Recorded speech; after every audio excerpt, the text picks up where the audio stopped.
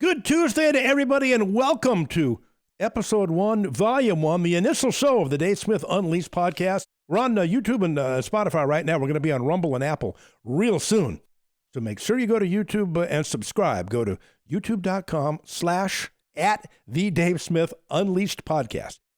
All right. Excited to get started here. We're going to be doing, at least two shows a week to start, maybe 3 a week after that. And who knows, maybe Monday through Friday as we get rolling here. So let's get going with the Dave Smith Show. Of course, we got to thank our sponsor here, brought to you by MTS Transportation. Call them at 800-640-6873. Mention Dave Smith Unleashed, get you 20% discount, and you're off and rolling for all your shipping and trucking needs. Well, let's start with the upcoming NFL draft. It's April 15th today, and it's tax day. Hopefully this won't come back to haunt me doing my first episode on tax day. But the NFL draft's only 9 days away. And I think the big question everybody's asking, number one, besides the draft, where's Aaron Rodgers going to wind up? Is he going to sign with the Steelers? Is he going to maybe go to the Saints now that Derek Carr has the shoulder injury and might not play next year? Where is Aaron Rodgers going to wind up at 42 years old? I still think he'll be a Steeler next year, but we'll see. Now, question number two, where is Shedeur Sanders going to go? That's the big question. Now, he's kind of all over the board here. I see some mock drafts having Shedeur going in the top 3. I see some having him going 6 to the Raiders, 9 to the Saints, 21 to the Steelers, and some even have him going into the second round. So opinions are all over the place with Shedeur. And so are the evaluations by the scouts. Some say I don't like him. He doesn't have a great arm. He's not athletic. He doesn't have a good attitude. He's entitled. He thinks he's the best. He's cocky. I wouldn't draft him. But another scout at the same time said, I like him because he's cocky, because he's arrogant, because he thinks he's the best. That's what I want in my quarterback. Now, I would tend to agree with that. I want my quarterback to be cocky. I want him to think he's the best. I want him to be fearless out there. So to me, I think those are good traits. Now the question is, where does he go? That's the big question. If he's there at 9, do the Saints take him? Now, I happen to like Spencer Rattler. I think he's a good quarterback. I liked him in college. And I don't think he got a fair chance last year with the New Orleans Saints. And I think now with Kellen Moore as the coach, if he get, Dennis Allen was a terrible coach. If he gets some better coaching, he's had a year under his belt here. I think Spencer Rattler can be okay if you want to go with him. But if a quarterback's there at 9, whether it be Jackson Dart, whether it be Shedeur Sanders, or maybe they go Aaron Rodgers for a year, who knows? But Cam Ward's going to go first, obviously, to the Tennessee Titans. Then you got the Browns taking Travis Hunter, probably number 2. Then it's kind of a crapshoot after that. Giants, Patriots, Jaguars, Raiders, Jets, they can go in any direction. Maybe Shedeur goes to one of those teams. Ashton Genty, whom I like a lot. Now they're talking about him in the top 5 now. A week ago, he was going to go in the 20s. Now, I like him. I tell you what, I'm putting too much pressure on the kid here, but he reminds me of Barry Sanders. He's 5'8" and about 220 pounds. He's about Barry's size. He's built like him. And he reminds me so much of him when I watched him play last year, running for 2,600 yards at Boise State. I mean, the balance, the explosive first step. But he has great balance. He makes the first guy miss. I don't know if I've ever seen the first tackler get him off his feet, much like Barry Sanders back in the day. He does remind me of Barry. He does remind me of Saquon Barkley as well. Remember when Saquon got taken in the top 5 by the Giants, everybody, in this day and age in the National Football League, you're making a mistake. You can't take a running back that high. Well, look at the decision they made. They gave all the money to Daniel Jones. They told Saquon he could arrange his own trade. And then stupidly, they traded him to a team in their own division where they have to face him twice a year. And then, even more embarrassing, he wins the Super Bowl last year, and he almost breaks Eric Dickerson's single-season rushing record. Well, that's why the Giants are the Giants, and that's why the Eagles are the Eagles, right? Wow. Now, Jackson Dart is another guy who's getting a lot of attention out of Ole Miss. I used to watch him play out here at USC before he lost his job to Caleb Williams. Had a couple of tremendous years playing at Ole Miss. A lot of scouts like him. A guy who's kind of a wild card here is Jalen Milroe from Alabama. He's a kid, what is he, about 6'4", 6'5", 230 pounds. Fastest player on the field, explosive. What an off-the-charts super athlete, and a great arm, too. And he can gun it 60 and 70 yards down the field. He has a great arm, fastest player on the field, off-the-charts great athlete. There's a lot to work with him. If he goes to the right team, he's raw.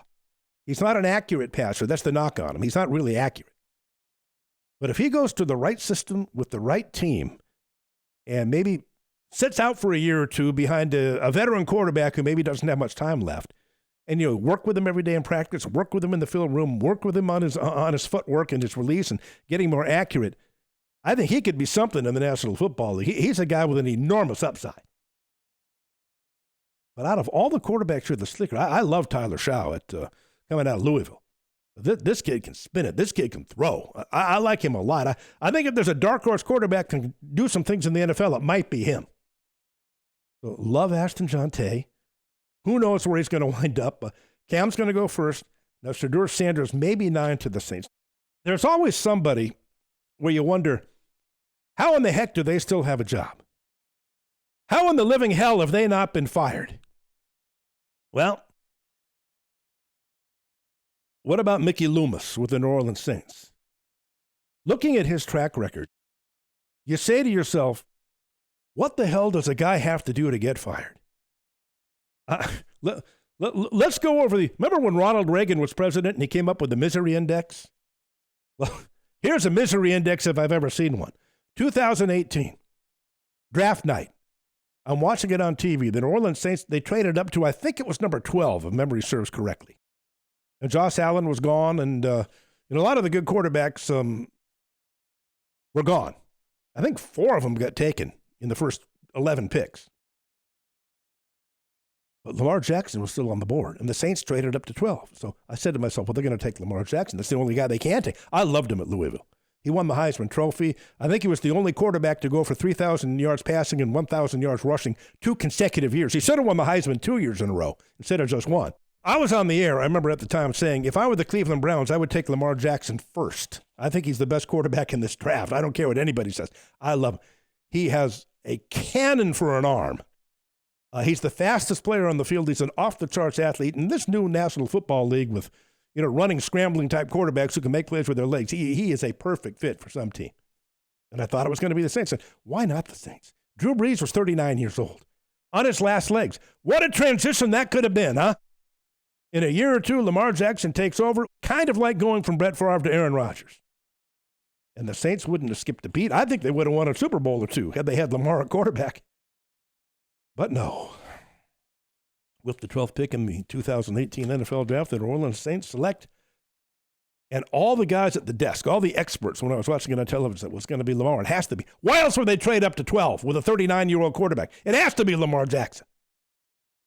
The New Orleans Saints select Marcus Davenport. And I tweeted at the time, as soon as I heard that, I said Mickey Loomis should be fired immediately for that. And I say to this day, for that alone, he should have been fired. But what a franchise-ruining, franchise-destroying decision that was. Can you imagine had they taken Lamar then?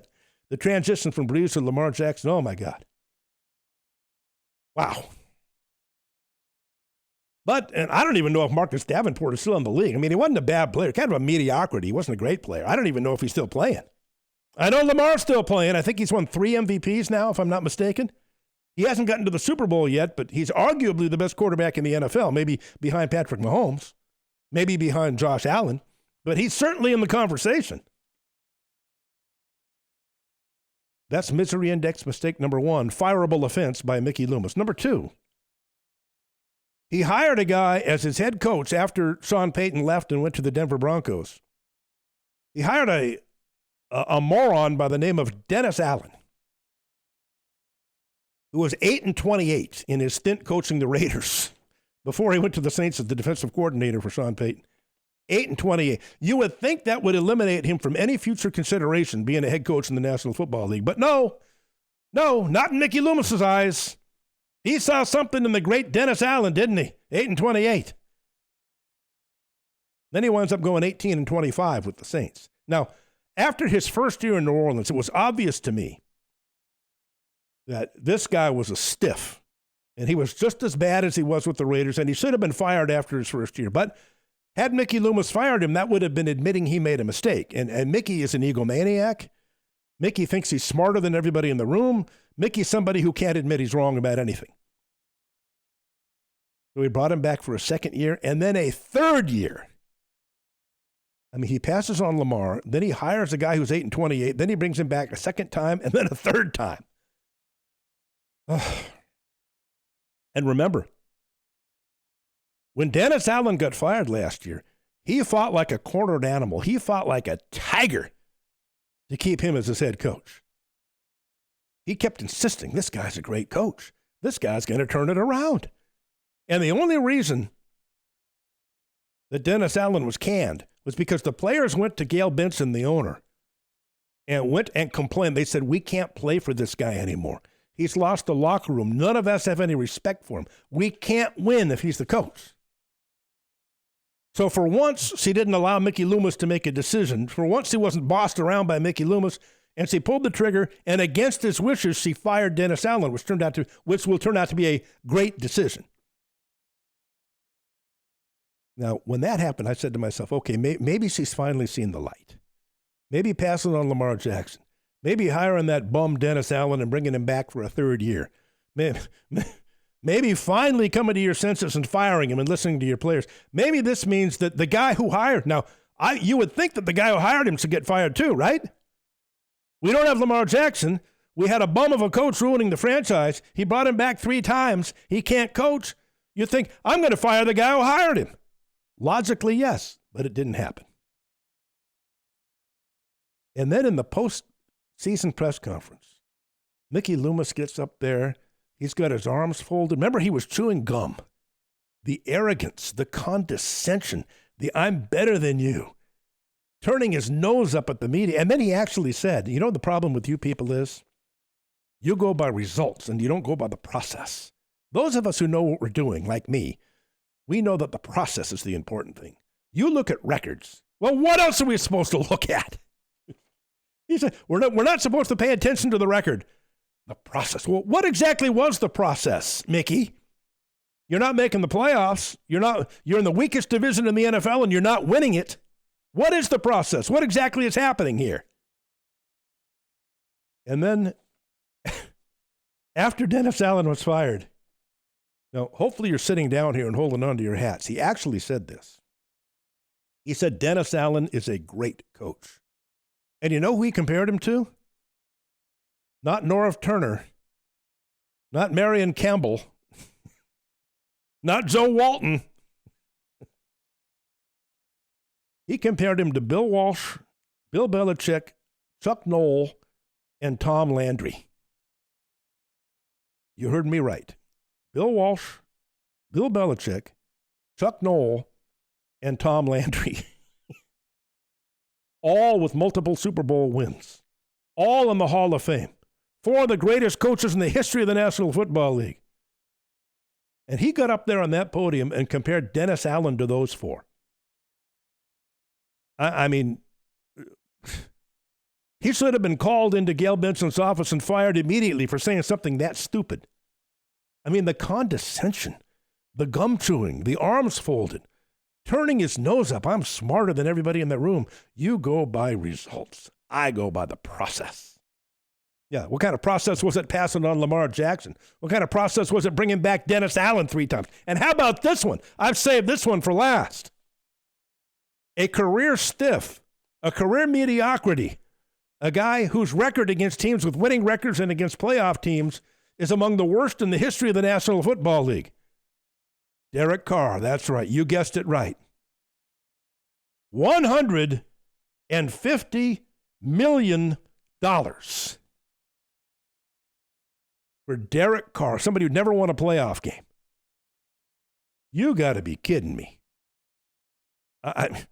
What does a guy have to do to get fired? Passing on Lamar Jackson, hiring Dennis Allen, bringing him back for a third year, comparing Dennis Allen to Bill Walsh, Bill Belichick, Chuck Noll, and Tom Landry.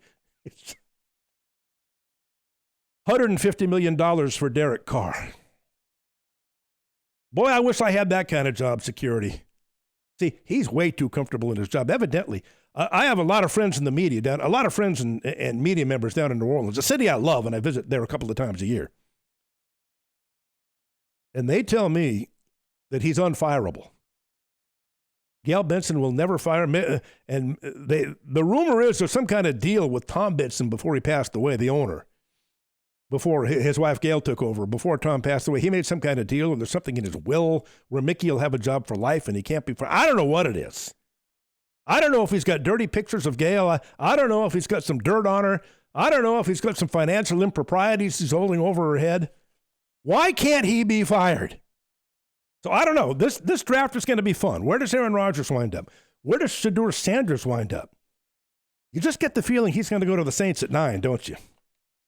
I just kind of have that feeling he's going to fall. Now, if the Saints don't take him at 9, we could see like an Aaron Rodgers, Dan Marino type of drop down into the 20s. I think that's a distinct possibility that could happen. Now, if you're the Saints, do you take him? I don't think I would. Again, I mentioned earlier in the show, I like Spencer Rattler. I'm a fan. Remember, he had a great year at Oklahoma, the 1 year he started there. And then the next year, he got off to kind of a slow start. He didn't play well against Texas. He was replaced by Caleb Williams, and then he never saw the field again. Because I love Caleb. Caleb's a great player. And then when Caleb transferred to USC, Jackson Dart had to leave. He wound up going to Ole Miss because he lost his job. But I like Rattler. I think playing under Kellen Moore and with a new coach and a new system, if you show some patience with him, I think he can get the job. I might go a position other than quarterback at 9 if I'm the Saints and give Rattler a real chance here because it looks like Derek Carr's not going to play this year. He might be undergoing shoulder surgery. But Cam Ward, number 1, Travis Hunter, number 2, and then again, as we say after that, it's a crapshoot. Does Shedeur go 3, 4, 5, or 6? Where does Ashton Gentil go? I can't wait, and it's April 24th. It's only 9 days away. You know what else I was thinking about today? I'm looking at these new contracts in baseball. Vladimir Guerrero Jr. gets 14 years and $500 million the other day. Now, a $325 million signing bonus. And that signing bonus is spread out over 13 years between 26 and 39. Now, this is a smart move by Vlad and his agent. Because with a lockout maybe coming after the 26th season, you don't get paid if there's a lockout. Unless, well, there's a loophole. Signing bonuses don't count. You get paid your signing bonus because that's not considered salary. So he's spreading out that $325 million signing bonus over 13 years. So he's going to get paid whether there's a lockout or not. That's a smart move. Now, to me, what wasn't a smart move was giving a fat guy 14 years and $500 million. Now, why do fat guys keep getting these bloated long-term contracts when it almost never works out? I mean, you see Vladimir Guerrero Jr. on the field. I said, who was that? Chris Christie? Who was that up there? I owe an apology to Cecil Fielder and Prince Fielder for calling them fat back in the day. Tony Gwynn. I owe them an apology after seeing Vlad Jr. You see that big barrel gut of his out there, and he's a young guy. He's only 26.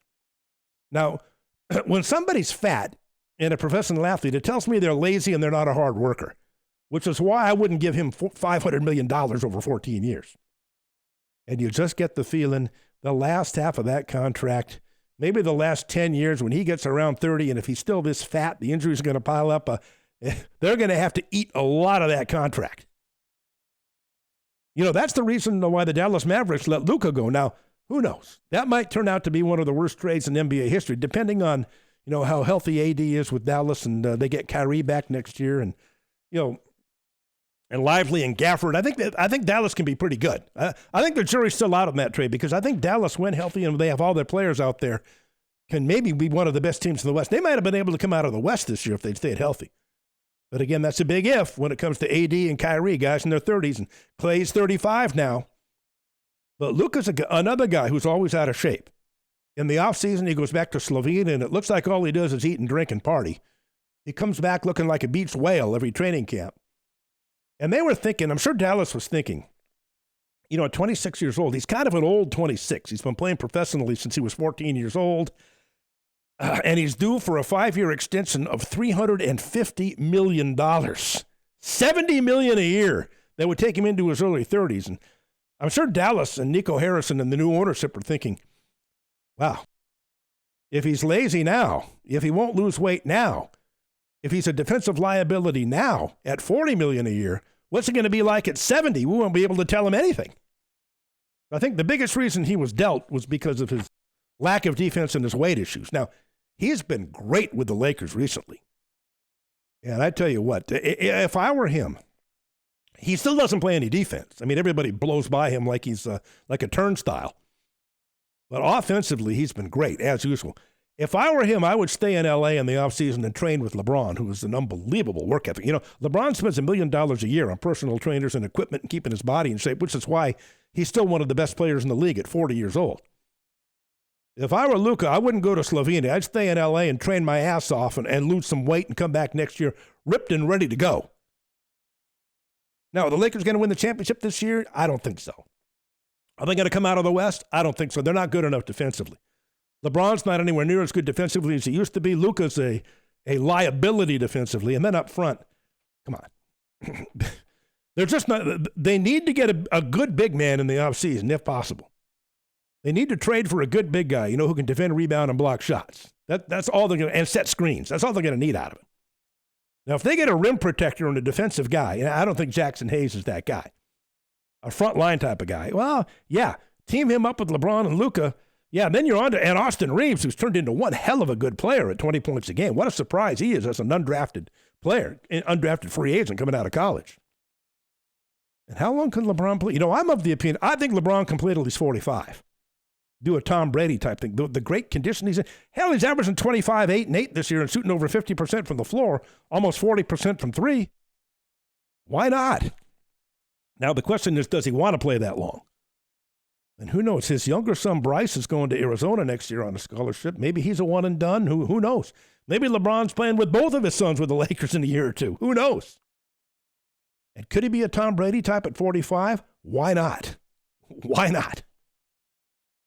Now, getting back to the fat guys with long-term contracts, what about Juan Soto with the New York Mets? Now, he leaves the Yankees, winds up going to the Mets. $765 million for 15 years. And I know he was always kind of fat playing, early in his career and with the Yankees. Remember, after he signed with the Mets, they had a media day, and he put on his uniform. And he was up in the stands posing for pictures. I've never seen a gut that big. My God, John Candy has signed with the Mets. Who's that fat guy? And it was Juan Soto.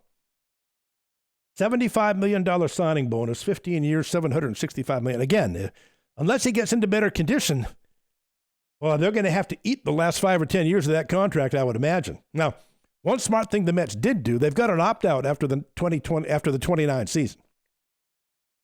And Soto can opt out if the Mets don't give him a raise. So that sounds funny, making $765, isn't it? He's going to need a raise. So after 29, if they don't bump his salary and give him a raise, he can opt out. But, that's 4 years away. What kind of shape is he going to be in then? Now, I know it's early. He could break out and have a great year this year, but he's 2 home runs, 6 RBIs, and hitting .250 right now. About 20 games in. Not good. Vladimir Guerrero Jr., no home runs, 7 RBI, and hitting .284. None. This is what happens when you give fat guys a lot of money and a lot of job security. I'm telling you, there's a whole history. Look at Miguel Cabrera back in the day with the Detroit Tigers. Another big, fat, obese guy. 33 years old, the Tigers gave him 8 years and $248 million.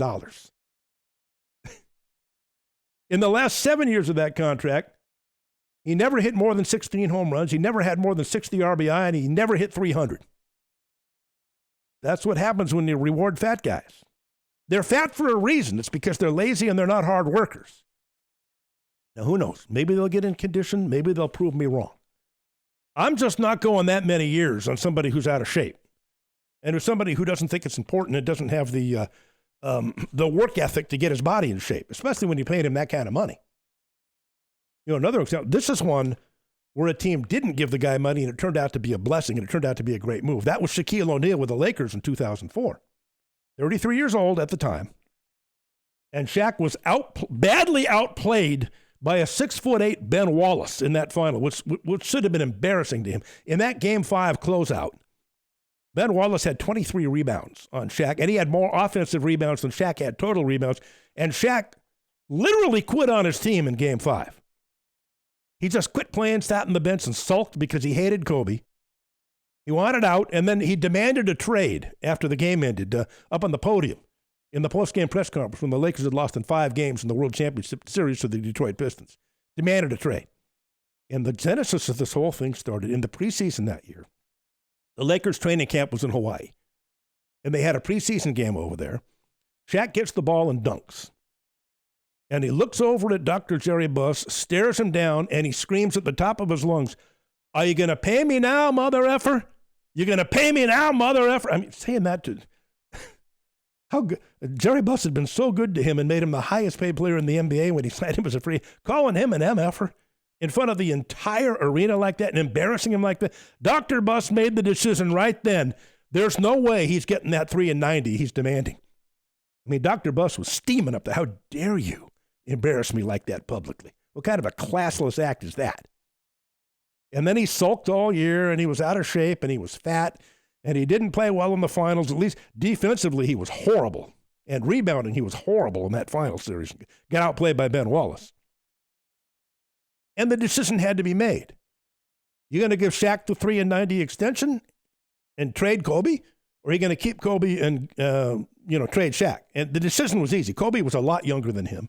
Kobe was a much better player than him at that point. The decision was easy.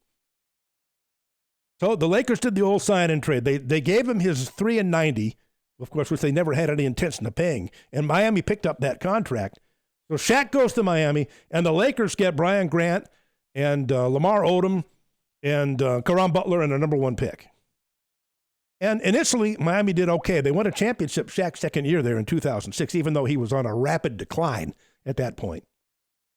But Mitch Kupchak and the Lakers were wheeling and dealing, and they made some trades with those players they acquired and some of the draft picks they acquired. And you know what that trade wound up being? It wound up being Lamar Odom and Andrew Bynum and Pau Gasol for Shaq, which turned out to be a steal for the Lakers. And they wind up winning championships in 2009 and 2010 back-to-back. 2 championships they wouldn't have won if Shaq were still on the team.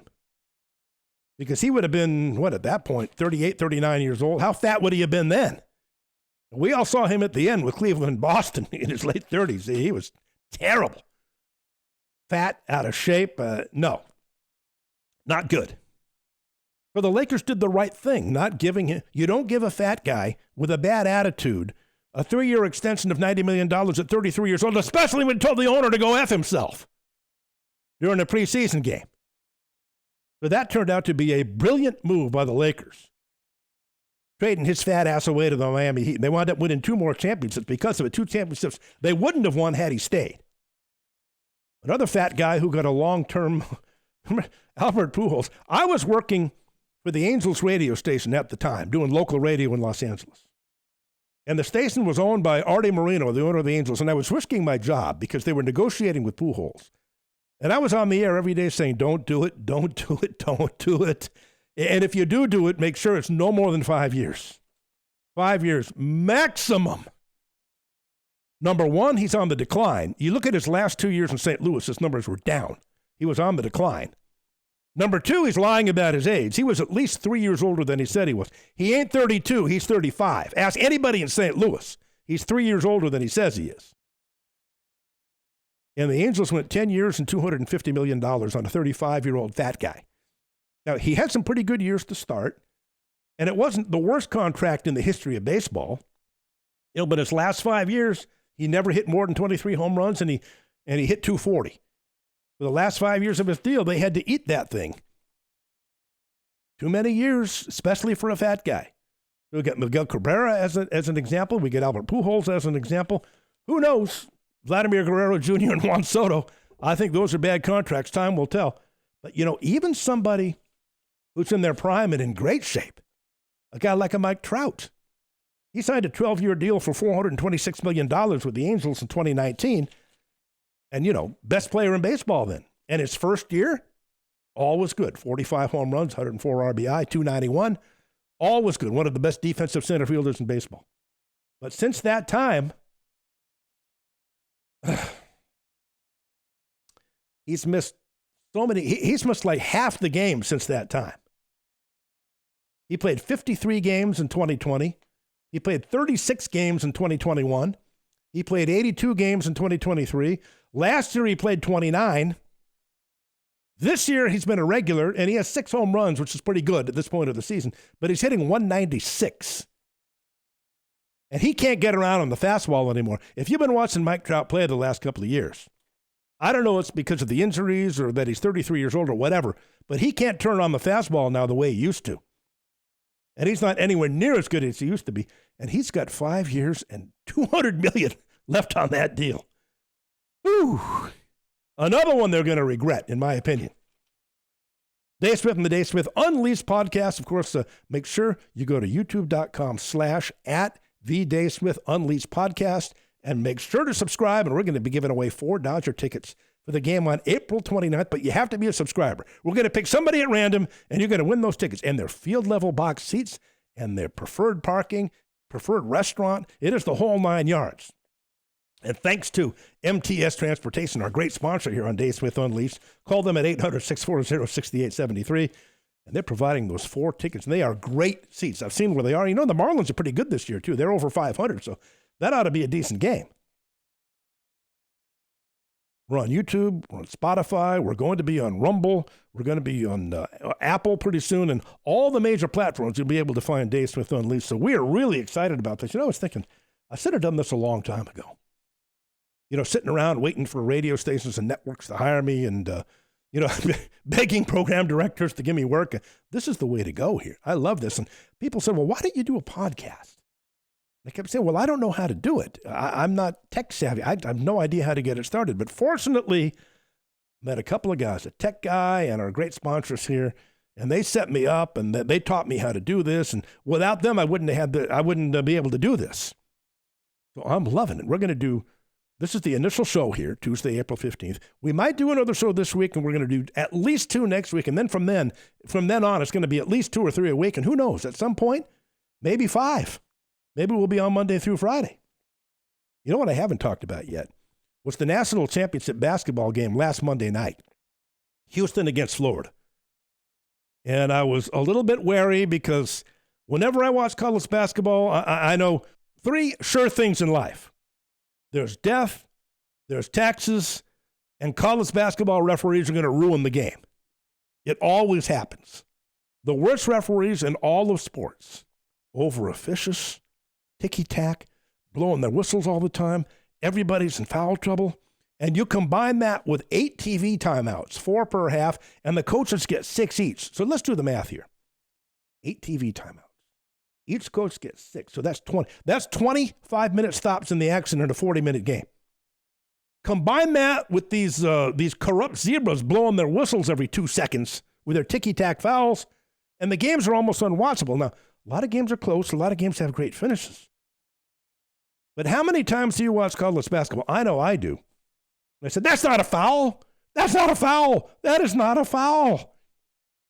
And I'm yelling at these guys, swallow your whistles and let these guys play. I don't think anybody bought a ticket to see those zebras out there put on a show. I don't think anybody turned on the television set to watch a college basketball game to watch the referees. Have you ever turned on a game and said, boy, gee, I'd love to see those referees out there tonight. I can't wait to get home from work and watch the referees put on a show. Or you got tickets to a game and said, yeah, oh, the hell with these NBA teams or these college teams tonight. I'm there to see the officials. I want to really see a show. Has anybody ever said that? Of course not. But unfortunately, that's what we get with college basketball. Now, it happened again last Monday night. Houston's got a 12-point lead with about 12 minutes to go in the game. And then 9 out of the next 10 calls went for Florida, and 3 in 9 seconds went against Houston. I mean, ticky-tack, terrible calls. And it took them right out. Well, it didn't take them out of the game, but certainly they were in control with a 12-point lead, absolutely. And 3 ticky-tack fouls in 9 seconds, and 9 out of the next 10 calls went against them. Now, did Houston kind of bring it on themselves? I think you can make that case. Because I thought their last possession was one of the worst things I've ever seen. I mean, they're down 2, and they had about 17, 18 seconds left. They bring the ball up the court, and they were fooling around and stalling. It looked like they were playing for a 3. which was really a stupid thing to do. And then it got under 5 seconds, and then they throw the ball back out, and they wind up never getting a shot off, and they lose by 2 points. You know what they should have done? Houston is a really athletic team and a great offensive rebounding team. What should have happened, they should have gone to the basket early, and then in case they missed, have everybody crash that glass and maybe get a putback. Or go to the rim, draw the defense toward you, then kick it out for a three. Then the three's a good shot if you kick it out. But if everybody's standing around on the outside, one guy's dribbling too much, that three's not a good shot under pressure with a hand in your face. And again, he couldn't even get his shot off. So I thought it was really poor strategy by Kelvin Sampson there at the end of the game. But another final ruined by the Zebras and ruined by the referees. Too many ticky-tack. They called 4 fouls in the first half, total. 25 in the second half. I guess they get into the locker room and said, hey, guys, only 4? Boy, it's like we're not even here. Let's put on a show in the second half. Let's show them what real refereeing is. And they ruined another one. Now, is Florida the best team? I don't know. Is Houston the best team? I don't know. I do know the referees ruined another national championship game and they ruined another tournament. That I do know. One thing about the Dave Smith Unleashed podcast, it's not going to be all sports, which is something I'm really excited about. We've lined up all kinds of great guests. We're going to have a guy coming up in the next couple of weeks who's an expert on the Charles Manson case. He's written a great book on the Manson family and the case. And, me growing up out in Chatsworth, California, in the shadow of the Spahn Ranch, I can't wait for this because I know a lot about.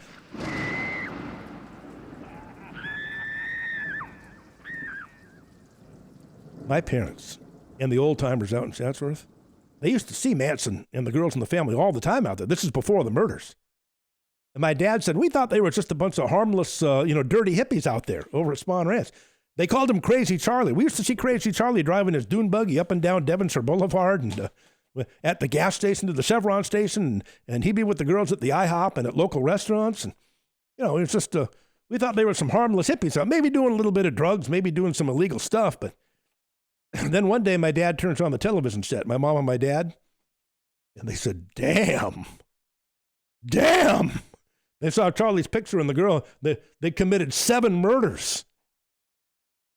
And my dad looked at my mom and said, we were right down the street. Can you believe that? We were right down the street. So we got a guy who's written a great book on the John F. Kennedy assassination in 1963 in Dallas that I want to put on as a guest too. He's a fascinating guy. And of course, with all the JFK files that are coming out now, or supposedly coming out, that's a great topic. So again, it's going to be mostly sports here, of course, but I want to do some true crime. I want to do some politics. I want to do some current events and some comedy and have all kinds of great stuff. Pretty much talking about whatever the hell it is that I want to talk about.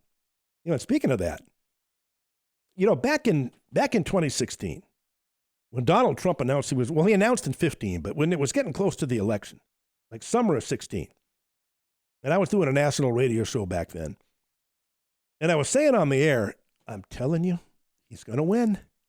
He's going to get the nomination, and he's going to win the presidency. And everybody thought I was nuts because nobody thought he was going to win. Remember, the New York Times said that Hillary Clinton had a 99% chance of winning. And everybody told me I was nuts. I said, I'm telling you, if you take your blinders off and you walk around, you just feel the vibes and you just feel the energy out there, something's going on. Yeah, but what about the poll? The polls are wrong. The polls have always been wrong about Donald Trump. They don't understand him. They don't understand MAGA. They don't understand his voter base. The polls have always been wildly inaccurate when it comes to him. I said, I'm telling you, I can feel just my feet on the ground. I can feel it. I can feel it in the air. He's going to win. I'm telling you, he's going to win. And it turned out I was right. And nobody could believe. They said, how'd you know? I said, I had my ear to the ground. If you pay attention and you take your prejudice away and you take your biases away and just look at it objectively, I thought he was going to win. You know where I'm getting the same feeling about that right now? In the state of California. Well, what are you talking about? Well, we got the gubernatorial election coming up next year out here in California. And I'm telling you what, if Kamala Harris, and it looks like she's going to be the nominee for the Democrats, and I don't think she can win a race for dog catcher at this point of her career. I really think the Republicans will win the governor's seat in California if she runs. And who's going to run against her? Well, it could be Nicole Shanahan, the former Silicon Valley executive, the billionaire who's a former real far-left radical who financed all kinds of Democratic candidates, but she's kind of come full circle. She's like a Trump MAGA girl now. And Rick Grenell, who's in the Trump administration, a gay Republican. That'd be interesting, wouldn't it? A gay MAGA Republican. Now, in California, I don't think that would hurt him. Maybe in some other states, but not in California. That might actually help him. So this will be interesting. I think if Kamala runs, and once again, I got my ear to the ground. I'm talking to people. There was a poll the other day that said 50% of Californians are going to vote Republican in the next gubernatorial election. Now, that might be because we want change out here.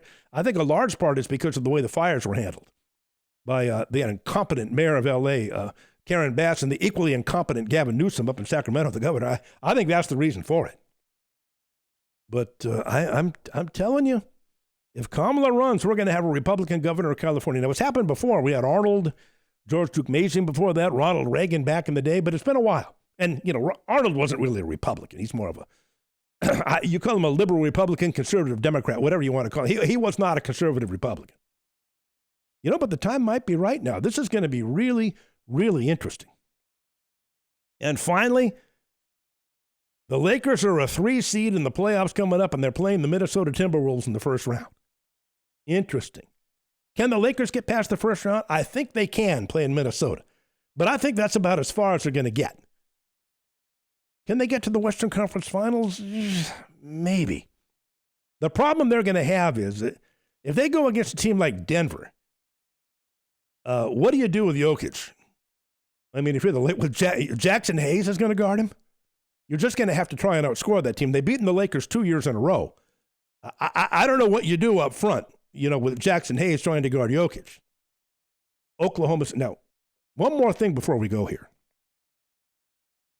Oklahoma City and Cleveland have been the best teams in the NBA all year long, without question. Will we see an Oklahoma City-Cleveland final? No. Well, why is that? They're by far the best team. Yes, they are.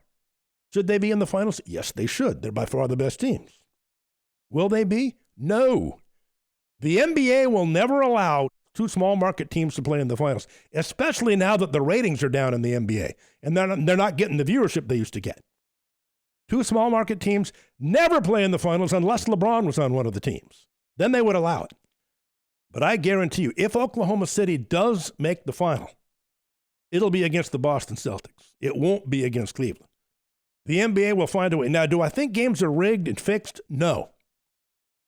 Do I think the NBA sends officiating crews to a series that would give one team a distinct advantage? Yes. Because every referee has tendencies. Every crew has tendencies. Some favor the home team, some favor the visitors, some are quick with the whistle, some let them play. And the NBA is great at assigning officiating crews to playoff series to make sure one team wins without making it obvious that there's a fix or a rig that's in. Now, if Cleveland makes the finals, will they play Oklahoma City? No way. That will never be allowed by the NBA. If Cleveland make the finals, they'll be playing the Lakers or the Golden State Warriors, or who else could it be? Houston, maybe. That's in a big market. But I would say if Cleveland makes the finals, then I think it's going to be the Lakers or the Warriors or some big market team, even though the Warriors are a play-in team. They still have Jimmy Butler. They still have Steph. They still have Draymond Green. They're still a dangerous team. Can Oklahoma City get to the finals? Yes. Can Cleveland get to the finals? Yes. Will they play each other? Hell no. And you tell me when 2 small market teams have ever played in the final. I think the last time it happened was San Antonio and Cleveland. That's back when LeBron, I think, was in the 2nd or 3rd year. And that was the lowest rated finals in history. Because as great as the Spurs were, nobody cared about them. And that was, LeBron dominating the league and being the force that he is now. It's never happened again where 2 small market teams get in the finals. And it ain't happening this year. The NBA will not allow it. Wow, what a great show today. This was a lot of fun, getting the first one out of the way and getting ready for show number 2 in a couple of days, and at least 2 shows next week, maybe 3. We're going to go 2 or 3 every week. And don't forget, we're giving away those 4 Dodger tickets for April 29th against the Miami Marlins. Box seats down on the field. Now, this is the Dave Smith Unleashed show. We ain't giving away nosebleed seats, and MTS Transportation, our great sponsor, they're not giving away nosebleed seats. These are 4 seats field boxes with preferred parking, with access to the restaurants, with access to the shops. I mean, these are about the best tickets you can get. So you say, well, Dave, how do I get them? Well, here's how you get them. Follow us on YouTube. Subscribe. YouTube.com/@the-Dave-Smith-Unleashed-Podcast. And follow me on Twitter @DaveSportsGod, and I'll be posting links and I can get you there. So we're on YouTube, and we're on YouTube and Spotify right now. And pretty soon we will be on Rumble and Apple and all the major platforms. We're going to be all over the place. But we're going to pick one subscriber at random, and they're going to be the winner of 4 Dodgers tickets April 29th against the Miami Marlins. So the only way you can win, though, is if you subscribe. So go to youtube.com/@the-Dave-Smith-Unleashed-Podcast. Make sure you subscribe, and who knows? You might be the winner. You might be the winner of 4 great Dodgers tickets.